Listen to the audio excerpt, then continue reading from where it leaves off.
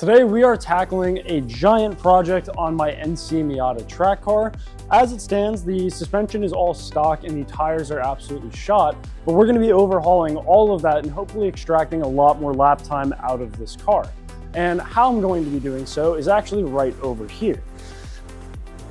You can see we got some Meister coilovers. These are the club race coilovers. I got them on Goodwin Racing, and we're going to be putting these onto the car. Then I'm also going to be doing an entire rear suspension rebuild for all of the links and ball joints back there. They're all super worn out and the entire suspension's really just very tired. So we're going to rebuild all of that, do the coilovers, and then we're going to do a proper alignment and good sticky 200 treadwear tires, and we'll see where that gets us. So today we're going to be doing just the fronts. This is probably going to be a multi-day project, but for you guys it'll be a lot shorter. The first part, I'm just going to do the front coilovers. Then we'll do the rear coilovers and then the rear suspension linkages. So with that said, let's get started with the front coilovers and get this thing a little bit lower than its current safari ride height at the moment.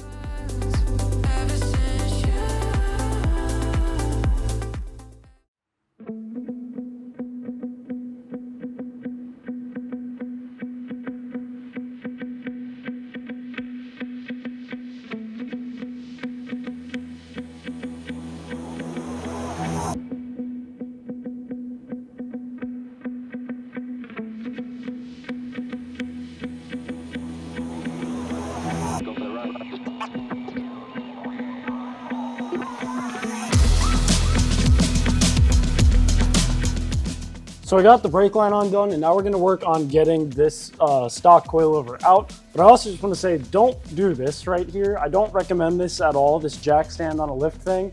I'm just doing it because I'm limited by the type of lift that I'm using at the moment, as well as the fact that I'm not going underneath the car, so I'm not directly, I guess, in harm's way if something happened. But either way, just don't do that. Don't put a jack stand on a lift. But yeah, it'll have to work for today.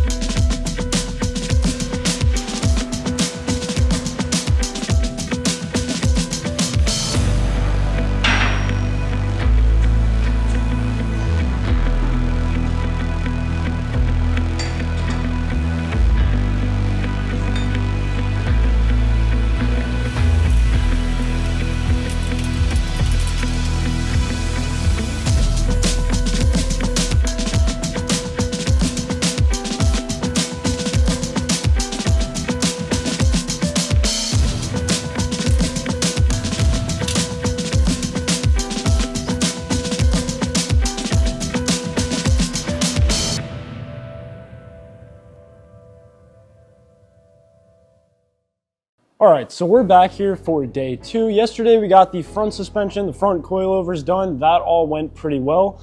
Today we're going to be starting to tackle the rear suspension, and we're going to be doing a lot more with this than we did on the front. As mentioned in one of my previous videos, as I noticed inspecting the car for some more track days, the rear suspension is incredibly worn out. So all of these linkages have a ball joint on one side and a bushing on the other.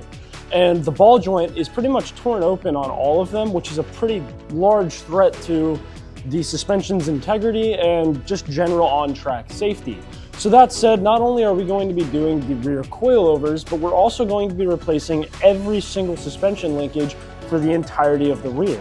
I'm thinking we're going to tackle this first and get all of these replaced, and then we'll swap out the actual coilover mechanism.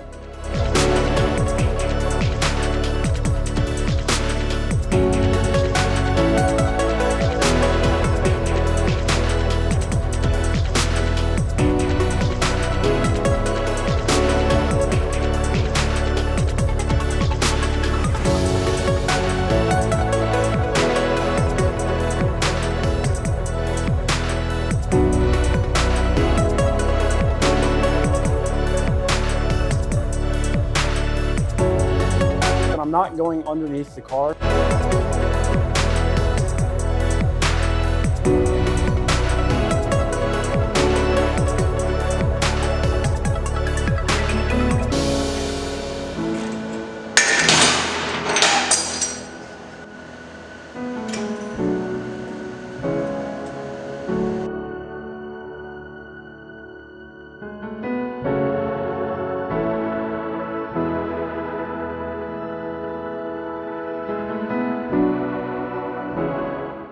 All right, so right now we're about halfway. Excuse the dirty brakes, we'll be taking care of that later. But I have this link, and this bottom control arm all done. All of them are in. I haven't torqued this side yet because you're supposed to wait till it's on the ground, otherwise the bushings will fight it and you'll have your car sitting really, really high. So what we have left is just these two down here, the tow control link, and I don't know what to call the other one, but once those two are done, then all 5 have been finished.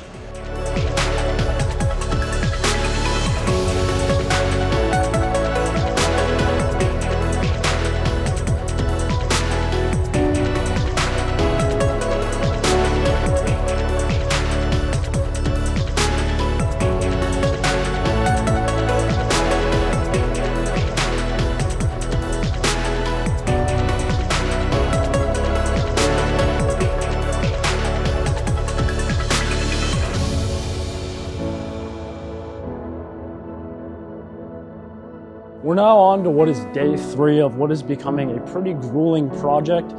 At this point, we have the front coilovers on. We have the entire rear suspension linkages swapped out. As you probably saw, these things were beyond unsafe. I mean, these ball joints are ripped wide open, so there's a bunch of dirt in there. All the grease is pouring out.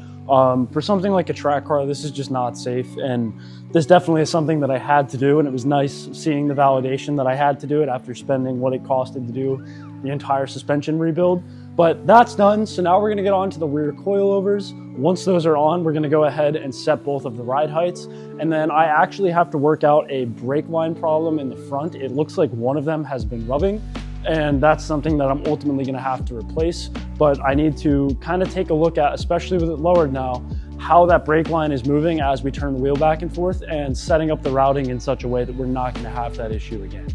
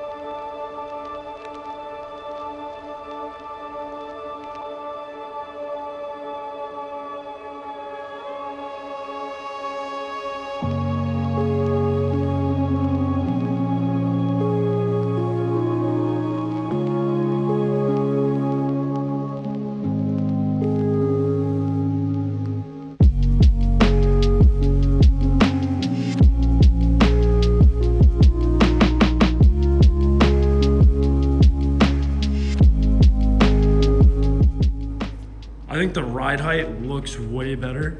You can see both front and rear are much lower now. That off-road look is completely gone. I think with this ride height, it's high enough that I'm not gonna have an issue with bumps, but it's definitely low enough that it looks nice, should lower the center of gravity and keep the car a lot flatter. I took it out for a drive and it did seem like there was no body roll or very little compared to what it was stock. And it is a little bit rougher over bumps, but I think the ride quality is actually better and smoother, most likely because of what I had done in the rear back there. All those ball joints were so bad that I think the new ones probably just make the car ride much smoother. But I think the whole thing turned out really good and the car looks great now. So with all of this done and the car kind of sorted out, I now have a lot of the lower end of the car how I wanted it to be. The last thing that I have to do is just take it for new tires, which are going to be much better 200 tread wear and a proper alignment that's going to also help. And once that's done, then the whole lower end of the car is sorted out. So that said, if you want to stay tuned for the rest of the NC build series or the track days we're doing with the car, be sure to subscribe to the channel. Other than that, thanks for watching and have a great day.